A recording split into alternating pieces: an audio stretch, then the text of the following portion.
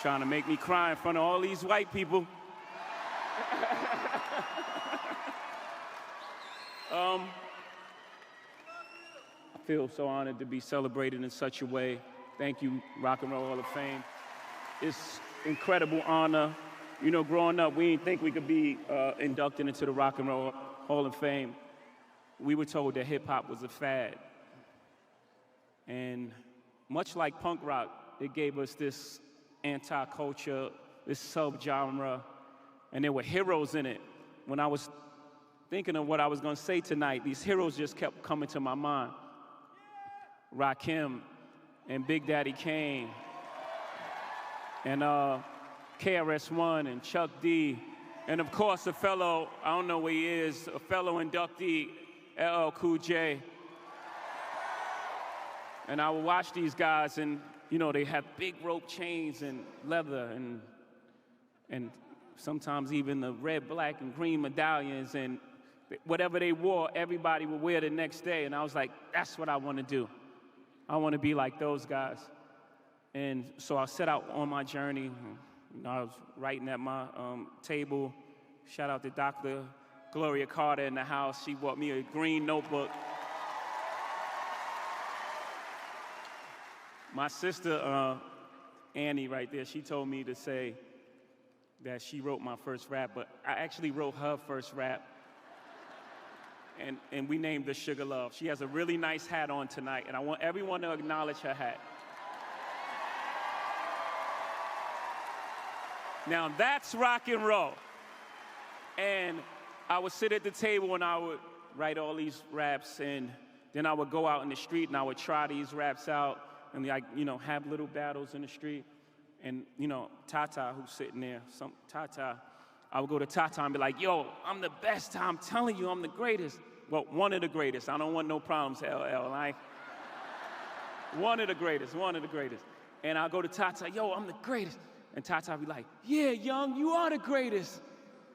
And then I look back at some of those raps and it was like, stop thinking you making it, son. I'm breaking the break. It was trash. But somehow we knew. And then I went and recorded a demo with, shout out to Clark Kent, Brooklyn DJ, legendary Clark Kent. And I recorded a demo and I went to every single record company, and you know what they say, right? That shit is trash. But the audacity of hip hop, we didn't believe them. I, for not 1 second, got depressed. For 1 second, I didn't change my course. It was like, we're gonna create our own company, you know? That's hip hop. So we made an album. We just moved out. You heard the album. Just this one guy. And we came out and we sold about, I don't know, no copies, but we thought we made the greatest thing of all time. I actually remember at a Soul Train party running into LL. You know, LL says like bananas a lot. He's like, yo, can I live? That's just bananas, B.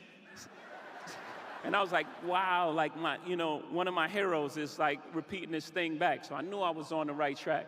And then we dropped the second album. Oops. I got too ambitious and I was doing some things that I shouldn't have been doing. And again, those heroes helped me again. I thought back to, you know, what made them so great. And what made them great is they was 100% authentic to who they were. LL, he opened up the doors for us to be vulnerable. When I'm alone in my room, I'm just saying that. Sometimes he gave us emotional intelligence.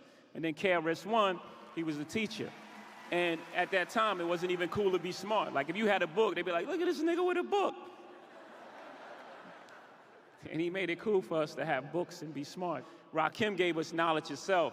And he had a big, vast vocabulary that he never cursed. And I was like, how is he saying all this fresh shit without cursing?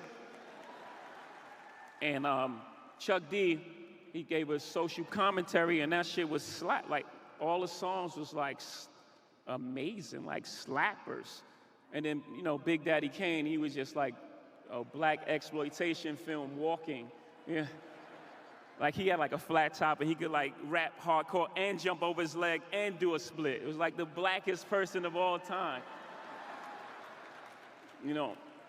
So I was like, oh, I got it. I got to be 100% authentically myself. That set the course of, you know, what I would do for the rest of my career. Then next album came, 99, and 2000, and 2001, and Grammys, and Songwriters Hall of Fame, and beautiful accomplishments. And then I got a phone call, and it was like, hello? Jay, it's Obama. I got to work on my Obama accent. And he called me and he said, you know, it's the fourth quarter, we're down 2, and I need you to assist me. Give me the ball, I'm Michael Jordan, and I'll get this done. I need you to go to Miami, Philly, Atlanta, and Ohio. And I thought, like, man, hip hop is really an agent for change, and how amazing, and the reach that this man is calling me to help out with a campaign. I'm lying, I didn't think that. I thought, nigga, I'm Michael Jordan. What are you talking about?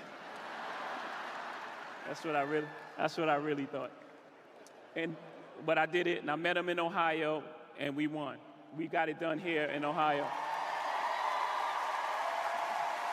And that just showed me the power of hip hop, the power of these heroes who let me know that these things are possible, and we're gonna enjoy tonight. I appreciate this honor. Sorry for this long-ass speech, but I had to get it off. We did it!